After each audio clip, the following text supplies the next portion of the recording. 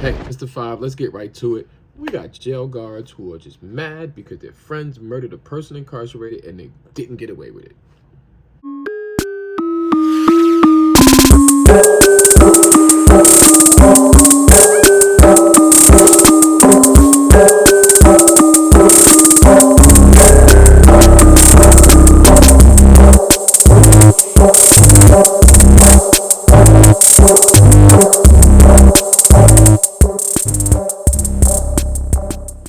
Hey, Mr. Five here. As always, I like to start off with trying to introduce some of the great reads and books that I do, and I read and study for most of the work that I do, the trauma-informed care that I give, a lot of political history, and sometimes just my views on the world. Is scoped by other influences, writers, novelists, and from past to present. Of course, James Baldwin is my famous writer, author, one of my famous poets, just American people. But when it comes to health and when it comes to trauma-informed care, The Body Keeps Score. It's an amazing title. I'm probably gonna have a link in the bottom of the video so you can order a book yourself.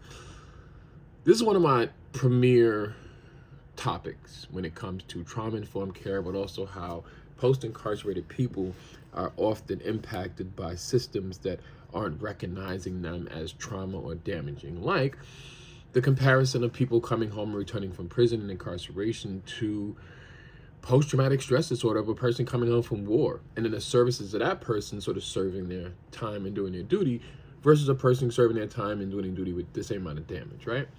And so the body absorbs a lot of trauma, a lot of pain, a lot of work that we do, helping others through traumatic images. Vicariously, we carry that trauma in our body. So for care and maintenance, this has been one of these sort of go-tos that I've sort of almost memorized but use on a regular basis. I honestly really should start some own separate segments just on book talks. That way I can interview authors and have some feedback. If you think about that, let me know about the comments and who you want to hear and what books you want to read, and sort of have these conversations with authors about their work and what they're presenting for the world. I think it's a great idea. Hey, Mr. Five here.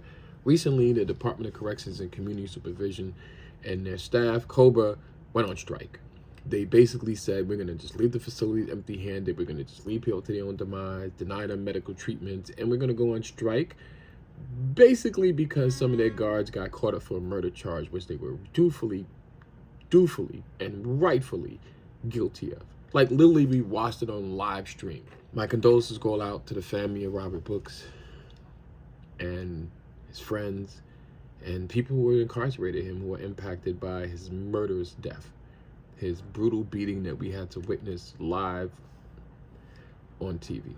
The U.S., meanwhile, the prison inmate brought to a new prison in upstate New York. Authorities say within a half an hour of arriving there, the inmate was clinically dead. Tonight, hear the disturbing police video, and now 9 former corrections officers are charged. Here's Stephanie Ramos.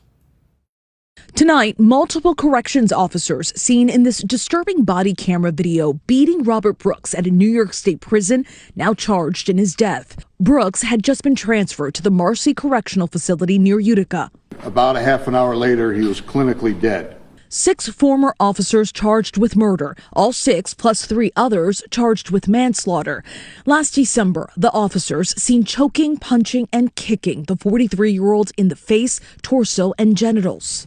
I think any sentient human being looking at the tapes naturally comes to the conclusion that he must have said something. He must have spit at the officers. He must have resisted in some way. And the fact of the matter is, he did absolutely nothing.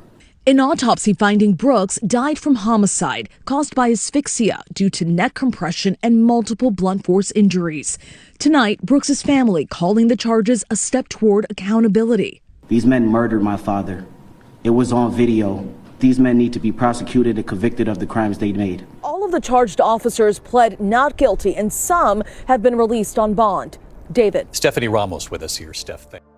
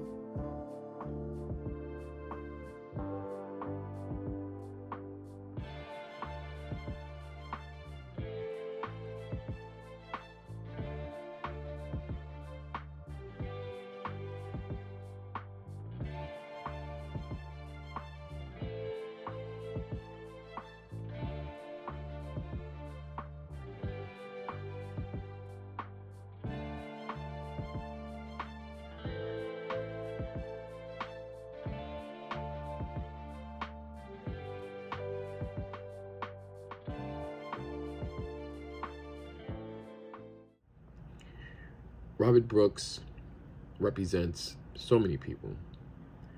As a person directly impacted who was in Marcy facility, I released from Marcy. I was in solitary in Marcy. It is a dysfunctional system, so I can't really say that Marcy is such a bad place, because they're all horrible. From Auburn to Coxsackie, New York State has 62 counties, 50 something of them are prisons, and we only sort of mostly take people from 5 boroughs and bring them into a system of slavery and chattel incarceration and labor, forced labor, into 52 other counties that carries each one of those people carry income and money with them from their communities that go directly to those counties. So we have a system set up where we profit off of people pain and suffering. So the prisoners do make money, and there's a benefit for that. The people who punish the people in the prison are doing extra work in some sense, because you're already there as a system of punishment from incarceration alone. And so being separated from your family, being separated from your loved ones is enough suffering and pain. The extra pain is basically because of these people are generational families who have left the city because of other cultures that were coming in. So these are people that left the city just because of white flight in some sense and moved up to the counties. Now, the perpetual system of solitary started in slavery. Smell 'em real nice and sent over to Dr. Schultz. Actually, Mr. Candace, What? Hilda in the hot box. What's she doing there? What you think she doing now in the hot box? She been running. What'd she do? She run off again. Jesus Christ, Stephen, how many people ran away while I was gone? 2. When did she go? Last night, they brung her back this morning. How bad did some Cypher's dogs tear her up? Lucky for her, they was out chasing D'Artagnan's ass. Bill and Cody went looking for her, found her, brung her back. Now, she a little beat up, but she done that to her own damn self, running through them damn bushes and shit. How long she been in the box? How long you think she been in there? All damn day. And the little bitch got 10 more days to be in there. Still, take her out. Take her out? Why? All unhurt you, man. Get her ass up out of there.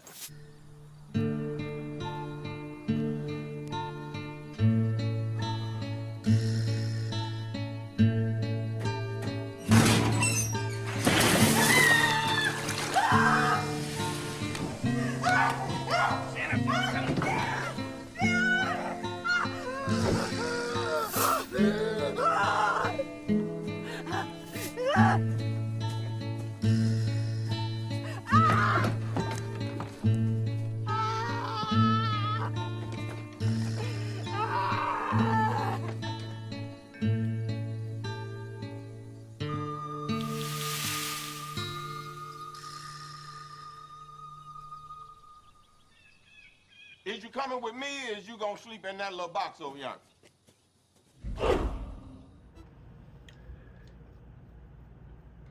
And yes, I used that scene from Django because it really describes what solitary was.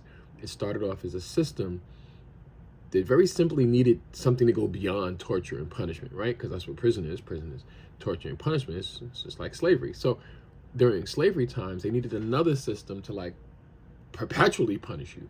And so they would just dig a hole and throw you in it, and everybody would have to functionally work around you suffering in this hole. Everybody knows that you're in that hole. As a matter of fact, if you act up, I put you in that hole. I put your daughter in that hole. I put your wife in that hole. And everybody has to know and work around knowing that someone else is suffering on a greater level right up under them.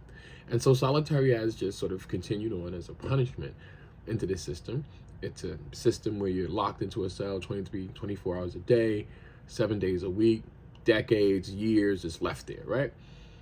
We do that across the 52 facilities. Then we also have solitary facilities, shoe facilities. We also have like short shoes outside of mediums. Like we have a whole nother system. We had Southport before we closed that successfully. One of the things that I'm proud of was 76 million, taking millions from the city budget, from the state budget. And that was a supermax, just housing people. We have upstate, we have all these facilities. And so when I came home in 2010, created a super movement that helped bring and organize survivors to come together. And that's all I do. I really bring people and help them become platform leaders and speak from their own direct experience and ending torture is something we can agree on. So I don't care where you was at in the prison system, whether you was young, you was old, you was black, you was Spanish, you was white, you was whatever race you are, everybody goes to the box, everybody hates solitary. It was one of the easy things for me to organize mass amounts of people of. A lot of things I needed to share responsibility on. Like I was one of the first survivors forming the Humane Alternatives to Isolated Confinement. The Campaign for Alternatives to Isolated Confinement was a network of all of us, survivors, activists, organizers, like Scott Palpowitz and Jennifer Parrish, and people who's been here since day one. And I was one of the only survivors. And so a lot of the stuff in organizing we did, it was an understanding and agreement that survivors and people directly impacted would make some of the major decisions. And so leadership was something you had to step into if you was a part of the campaign and the coalition. So myself, Victor Pay, Terrell Muhammad, and I went and got Dolores from California because she was doing great work with the hunger strikers, but we needed a network and we needed a connection. And so HALT was created out of the people. It really wasn't just us or one person or people saying, oh, Five, you've helped push this since you've been home. There's been 900 pieces of legislation over 42 states. And yes, but that's a network of movement of people. And it is like, I'm an organizer. Like during the state times during HALT, I went to every county upstate, like 62 counties, like organizing different groups and people over the time. And it takes that dedication. It was like a whole 10-year plan and program and move out, but it's because everyone was involved, right? Not one person, right? Like when people said that to me, I was like, dude, that's a movement of people and survivors nationally, like Natasha's and in Virginia and Humbles in Florida, and we have a network. And then when we created Unlock the Box, like I literally drew out the logo, the padlock, like everything to create this coalition. But it took other people to be involved, like Jessica, my godmother, Jean Casella from Solitary Watch. Like it took a network of people for Langeloff to fund us, right? Because we were building up NARCRAT, and NARCRAT was just sort of then recruiting other churches. Then we had all these other churches involved, and it took us as leaders in the front of that. So throughout all of this type of process of building this massive national movement was solitary survivors always to the core. And I say that because this is not political back and forth and the years of going back and forth with the governor, with Cuomo and other state officials. This was not one person's movement or one group's movement. This is nationally all of us. And so the abolition and abolition of solitary confinement is also includes a lot of correctional officers who don't like the system, who tired of seeing people go in one way and come out the other. And this response to this atrocious beating of Mr. Brooks that you've seen is what these descendants of positions of overseers do, right? Because overseers turn into officers, and the slave handlers and the slave catchers and the people that you've seen capturing other slaves were now correctional officers, or now people in position of power. And those people have the audacity, even though their job is to punish and torture people every day, to now demand that they be respected.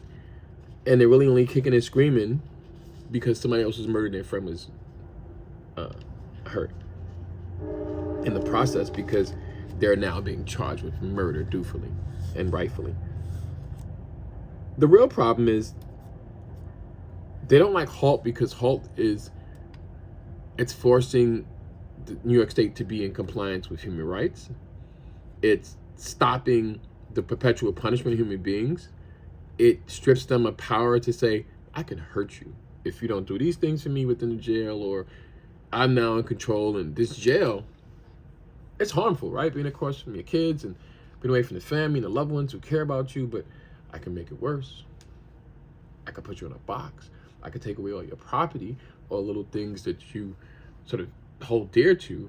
And that system is a joke because it's based on a three-tier system: tier 1, tier 2, and tier 3 tickets, and any charge could be any one of those levels, right? And the judge, jury, and executor is the officer who gave you the ticket. And so this petty perpetual punishment system, they needed to be in place in order for them to keep power, in order to say, I can furtherly harm you, and that if you do not do what I say, because that's also a law, 106.10, you have to do what an officer says, or you're going to disobey a direct order ticket, which every ticket also carries a financial charge, right? So you're also building up funds for the jail. So it's a lot into this sort of ending solitary. You know, solitary confinement is also a system that started in New York State, and it came from the Quakers, but they was like, this is horrible, and New York was like, no, we need that, and they built it in Auburn and used it in Rikers, one of the first facilities. It was built in 1650. That was iconically used to catch slaves from the North, and it's just a crazy history with everything in New York, because New York was one of the first states. And so everybody was coming here through Ellis Island. We had Rikers Island right in there and pushing people right up to the states as well. And so this strike really represents the powerful people, the oppressors, wanting more power to oppress more, and their sort of knee-jerk reaction to not having a system of punishing people then. Because now in the jails, you're forced to actually facilitate some type of correction, right? That you're actually forced to deal with people and their problems. You're actually forced to say, this person has a severe mental health history, and maybe that's the reason why he's reacting to the environment of incarceration that's restricting him and causing these outbursts. And maybe we need to deal with his mental health first before we just discipline him for carrying those outbursts and those reactions. So we're reacting to the problem and not really solving it, right? And so we're not solving it. We're sending people home hurt, harmed, and that impacts public safety. And so correctional facilities do not facilitate correction. And one of those is having a dungeon system that's available. Once you remove that dungeon, it forces the system to have to address the issues at hand and find a way to actually rehabilitate people and help to rehabilitate people, or add to some of those elements that's going to change a person, and when they come home better. And so the system of control, the controllers, the abusers, want more control to do more abuse. The other thing is that there's a financial benefit for them, because if they keep solitary, you can keep more prisoners, you can do less work, you can have more income, your town gets more funding, you get more roads, you get more schools, you can get more congressional representation. And so these black and brown bodies that you're absorbing from these county facilities like Rikers, who cycle 200,000 people a year, cost us $500,000 a person, is now pulling in funds so that your town can depend on the pain and suffering of others to profit. And you know, I get so many questions, right? Like, the Halt bill will cost people jobs and cost good officers who are protecting our cities from the worst of the worst. One, people in solitary is not the worst of the worst. They're sent there for crimes that were committed or disciplinary infractions that happen inside the facility. Each one of those infractions costs us a monetary value, so yes, there is an incentive for them to be punished. Two, you're only supporting another facility with bodies, right? Because in the state, in the prison system, it's about bodies. Where you can keep bodies in bed, you can move bodies in bed, you can take 50 people from this jail, move to this jail if they need it. And so they're about keeping themselves alive and keeping that money coming in. But that money coming in is a person's life, is a family member, and we're severely impacting that person for the rest of their life. Mentally, physically, socioeconomically, everything possible is damaged to that. 50% of suicides there. We spend more money holding people there. And so we're not facilitating any type of correction with this process. And so humane alternatives, right, which is the terminology, we actually took from the RMU models from Southport, from models that actually work within the state, just so that it could cohesively work. I mean, Cuomo was a pushback king, and we had so many versions of this bill because he wanted to cut this out and cut that out and just delay things to next sessions and all the other games that they play in politics. And so when you see these officers striking,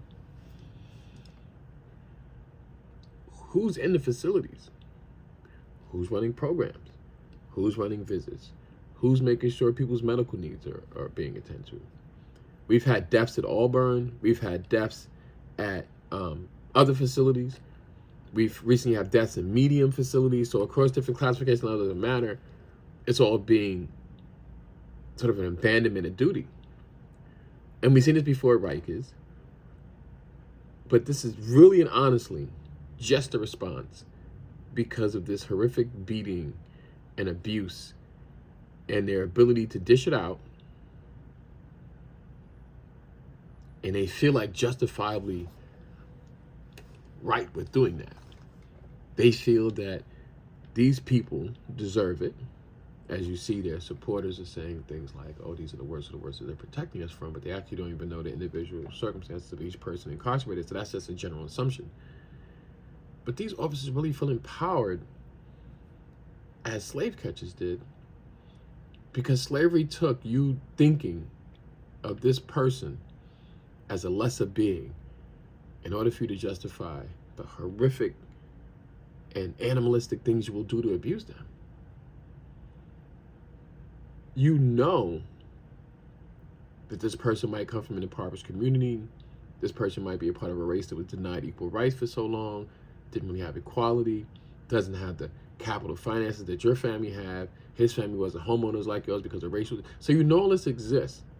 This person's crime may be similar to a survival crime, like robbing a supermarket or taking something to get money to pay for food or to support your family.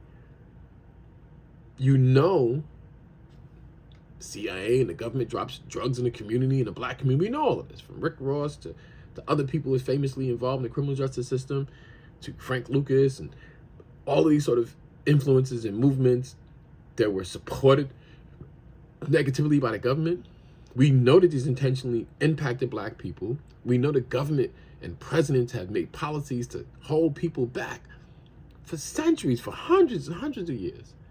And even though we understand that inequality exists, you never include that in why this person may have committed this quote-unquote crime. And so anything you do to create a survival method becomes illegal, even though these other companies and corporations may do it, banks may do it and get away with it. And so we put this false attitude, this false essence of accountability on the most marginalized, but we don't put it on those who have done the worst harm, right?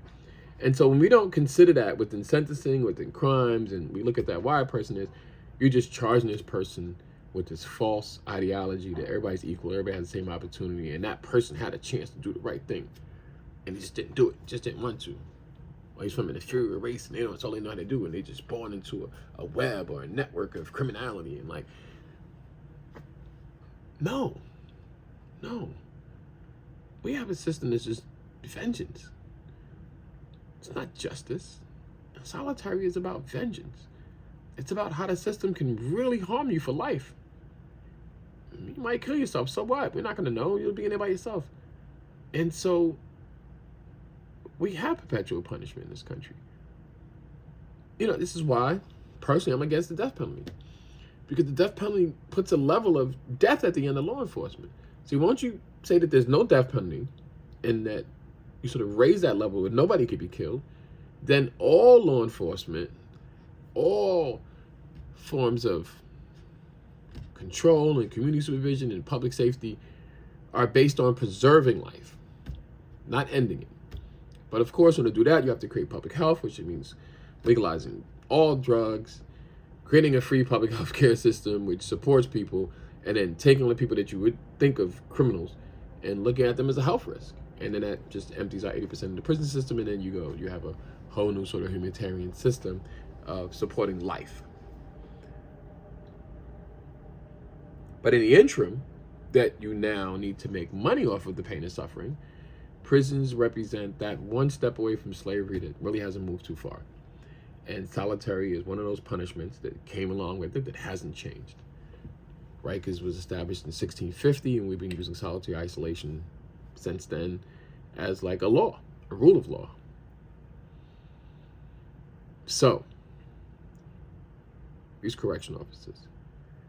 This really should have been a live chat, so it could have been a back and forth conversation, because I'm sure a lot of people have questions. If you do, put them in the comments below. Let's turn this into a conversation, because this battle is not going to go away. The Governor Hochul just crushed under pressure and created some pushback on the legislation after she supported it, after she said solitary is torture and we're not going to allow torture in our state, but then we'll allow it if certain people don't like it. And she has to learn how to stand on her own 2 feet and not be pushed around and also not be bullied out of our own decisions and choices. So stand by your own choices, but until then, the people will speak louder. And one of the reasons why I'm making this video, which will be a part of several, is because this system of perpetual punishment and solitary confinement is going to end. Like, we're not going to stop. Like, I have hundreds of survivors across this country who are building networks and movements to continue this process. So we've already started this movement. It's going to keep going. It's never going to end. And that itself is more than a sign, because when you have unanimous legislation like HALT that says majority of the districts in New York City, the majority of districts and senators, legislators who represent these districts all sign on to this policy. Everyone says no to torture. The United Nations, the government, the state, the world, other countries. I then did reports in Italy, France. Like, I've done everything on solitary. So let me just not even go into that. That's probably gonna be its own video, its own docu-series. But as a survivor, it's something that we have to abolish. We have to end the way that we tell people that they're disposable, that we can throw them away. There's no way that you are rehabilitating a person or facilitating any correction in solitary confinement. And so the HALT bill is not going to go anywhere. And we're only going to build more of a bigger base and a bigger support system. And it's one of those first perpetual punishments that we still haven't gotten over since slavery. So ending that is about destroying something that is historically harmed mostly and majorly Black people and people of color. It is a civil rights issue right up above the first of it being a human rights issue. And so, yes, we have correctional officers that are kicking and screaming as a tantrum because they are being charged rightfully with the murder of Robert Brooks. This won't be the last video of it.